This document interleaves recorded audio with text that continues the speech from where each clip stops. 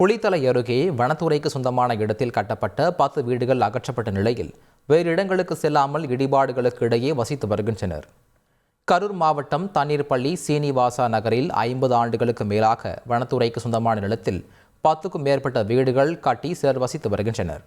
அங்கு இருந்த இடம் நீதிமன்ற உத்தரவுப்படி ஆக்கிரமிப்புகள் அகற்றப்பட்டு மீட்கப்பட்டது. தொடர்ந்து உயர்நீதிமன்ற உத்தரவுப்படி 2 கோடி ரூபாய் மதிப்பில் கட்டப்பட்ட 10க்கும் மேற்பட்ட வீடுகள் கடந்த 19ஆம் தேதி இடிக்கப்பட்டன.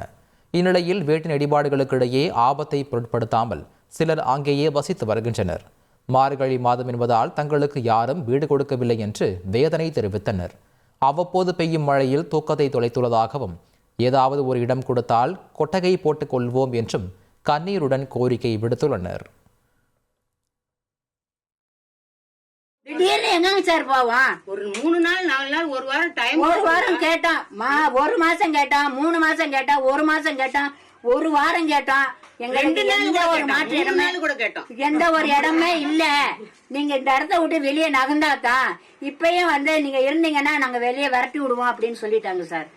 படகு எல்லாம் கொடுத்து வெளியில வீடு பார்த்துட்டு போற முடியாத அளவுக்கு தான் இன்னைக்கு 3 நாளா ஊத்துதுங்க. ராத்திரி கொடன்னு ஊத்து தொப்பையா நடந்து தூங்கவே இல்லை.